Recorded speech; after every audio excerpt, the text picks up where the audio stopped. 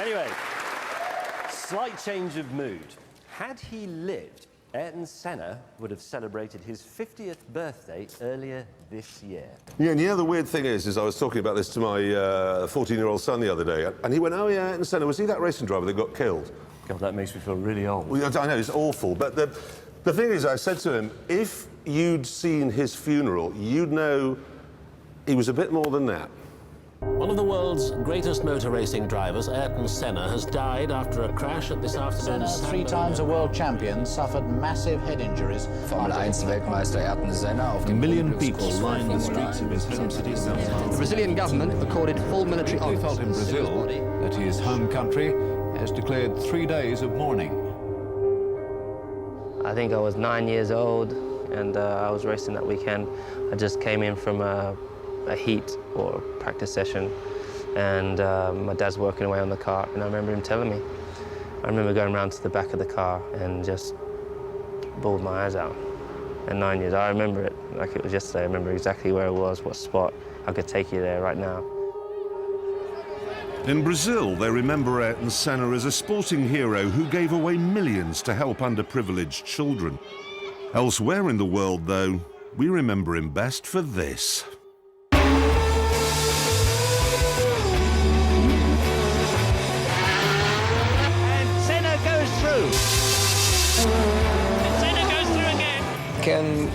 Cannot be sounding true, but I start with 4 years old in go-kart. I am just 22-year-old, and there is plenty of time to get Formula 1, if I will get there. Ayrton Senna did race in Formula 1 from 1984 to his death at Imola in 1994. Ayrton Senna wins at Monaco. And in that time, he won the World Championship 3 times. The figures suggest that Schumacher and Fangio were better. But the people who know, they tell a different story. I think Senna, I will put him in number 1. For me, Senna is number 1. For me, he was number 1. I will put Ayrton Senna as number 1. For me, Ayrton Senna undoubtedly was the number 1. I would put him number 1. You know, he was definitely the greatest driver. If you ask me, I put Senna as well in number 1. Martin Brundle, who raced against the Brazilian for 11 years, is well qualified to explain why Senna was the ultimate driver's driver. He had a God-given talent that I haven't witnessed anywhere else. A sixth sense of where the grip was before he turned into a corner. If you look at this Lotus here, even when it's going in a straight line, it is dancing. Absolutely. And there. You look at these and you think, here we go. I can't do that. I think Senna's ability to be able to drive completely on the limit. Some of the laps he did, we know, were unbelievable.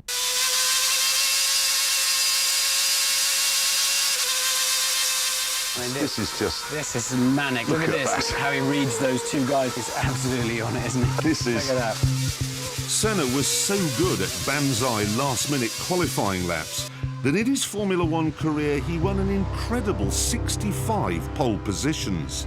He had this gift to just go and find... We could all find a tenth or 2. The really great drivers can go and find a half a second or 3/4 of a second. However, Senna could do even better than that. In Monaco in 1988, he outqualified his teammate, the great Alain Prost, by a scarcely believable 1.5 seconds.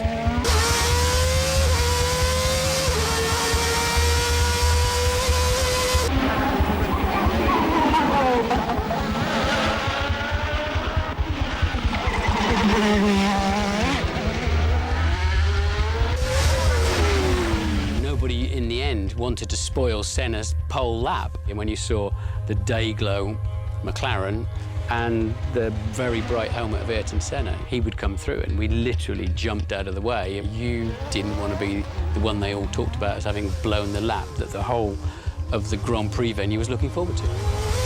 But it wasn't just out-and-out speed that made Senna special. He was so good because he was working so hard on details. I improved the car also there and there, but he went in the fine details. That's why it was fantastic. Yeah, the worst is here. The worst is the second chicane and in the third chicane. Yeah. But it's because the asphalt goes like this, in the third chicane, and it's like this. In the second chicane is becoming bumpy. And if I think back to when I was his test driver at the beginning of the '94 season, after the second day, he had a small incident and tweaked his neck. And that was it. The test was over as far as he was concerned. I came in the following day, and he was there in the morning. And I thought, oh, okay, he must have made a miraculous recovery.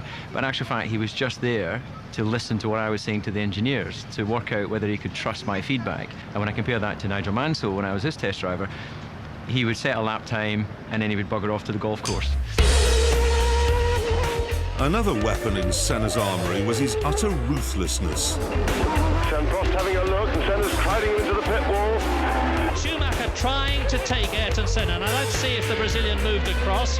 Indeed he did. He often used to put us in a position that you were going to have an accident, and he would leave it up to you to decide whether to have that accident or not. Martin experienced this psychological warfare, first of all, when racing against Senna in Formula 3. Well, look, I've got a great big lead here, and he launches in from nowhere and then parks his Rolt on my shoulder. I couldn't get out of the car until they lifted his car off the top of mine.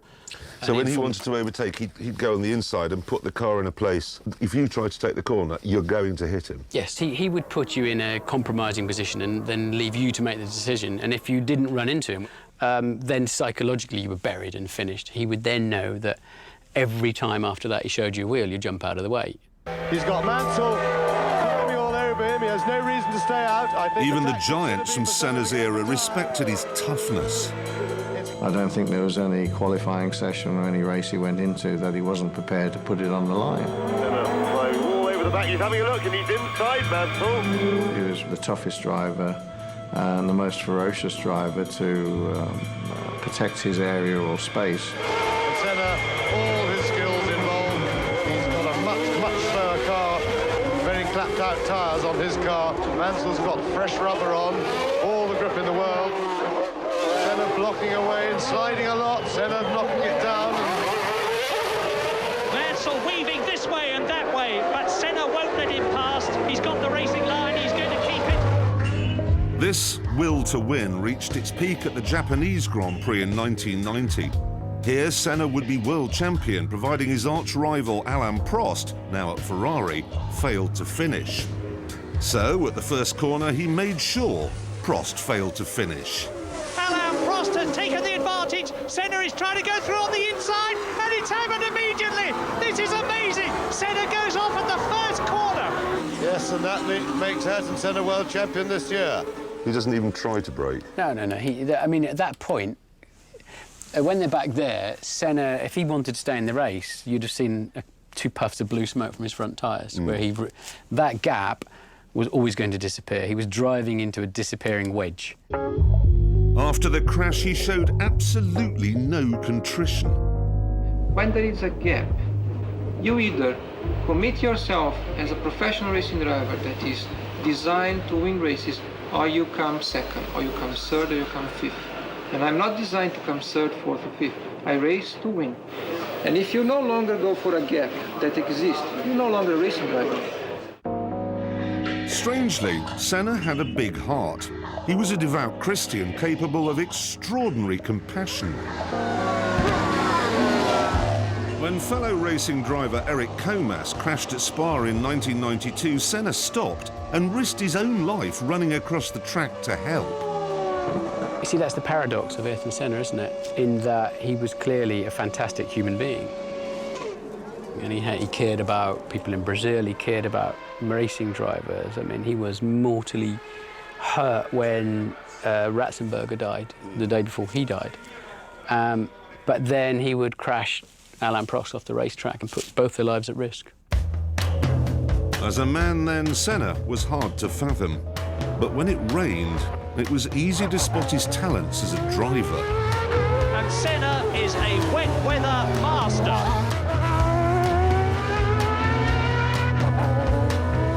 This is Donington in 1993. The track is wet and Senna, in an inferior McLaren, is in trouble at the start. He's coming up well. Senna is crowded out and is down to 5th position. And Wendlinger is up into 3rd place ahead of Schumacher. Prost leads, Hill 2nd. And Ayrton Senna is up to 4th position ahead of Schumacher and challenging Wendlinger as they go round the right-hander into the old hairpin. Senna is up to 3rd. A quite brilliant couple of corners by Ayrton Senna. Tremendous stuff. He muscled his way back into contention at Redgate. He's going inside Damon Hill, and Senna into 2nd place already. So 2 retirements already, and Senna goes through into the lead. He's passed Alain Prost, so... And that was it. 1 lap, 5th to 1st. Yeah. If you want to have 40 seconds of what is Ayrton Senna, the racing driver, all about, there it is, in a nutshell. Yeah. After the race, though, he was completely calm.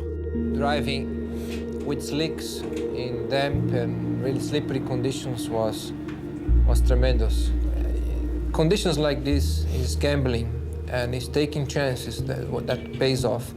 And I think we gamble good. And of course, you have to remember that Senna was doing his gambling in cars that were like wild, ferocious animals. This McLaren MP44, in which he won 8 races and his first world championship, had very little downforce, a manual gearbox and 1,200 horsepower, 450 more than the F1 cars of today. It is the last of the turbocharged monsters, one of the greatest racing cars ever made. And today, it's going to rumble again in the hands of Senna's #1 fan. There it is. Woo! I can't believe that I'm... Oh, jeez. You've just got back from the Canadian Grand Prix this morning? Yeah. I couldn't sleep. Really? I slept like an hour or so on the flight. I couldn't get to sleep. I'm just... Because you get to drive Senna's MP4? I just can't imagine what it's going to be like. I have this sound in my head of the car roaring and going through Monaco streets when he's one-handed. I'm just going to go one-handed round and just see what it's like around one of the corners. Let's go, let's go. Can I go?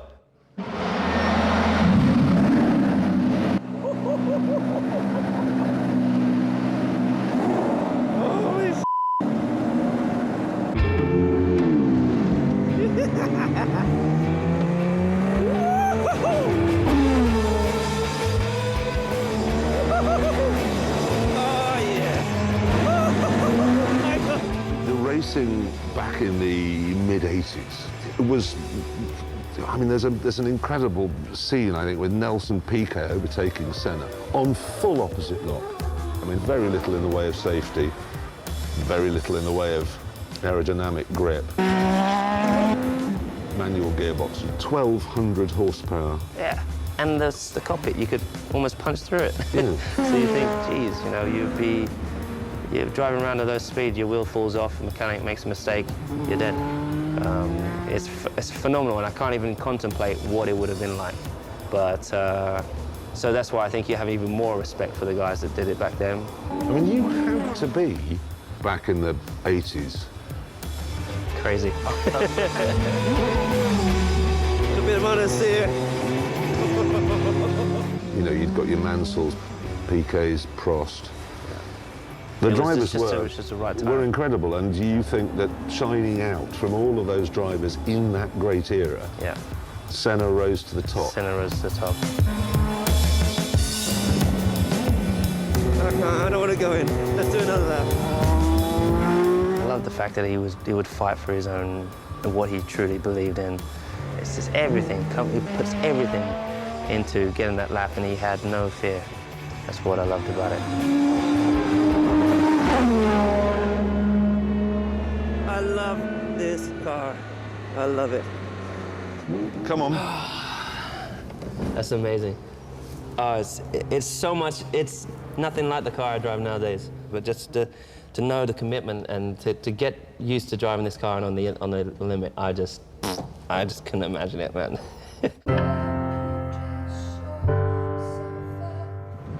This was one of the best days of my life. I just feel so blessed, you know. I dreamed my whole life of driving that car. My whole life. I just ticked off one of my dreams.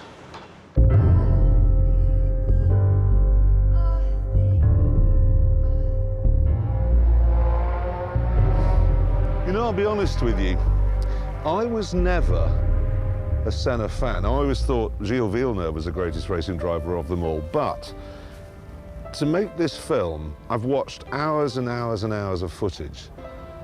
And the thing is, Villeneuve was spectacular on a number of occasions. Senna, he was spectacular every single time he got in a car.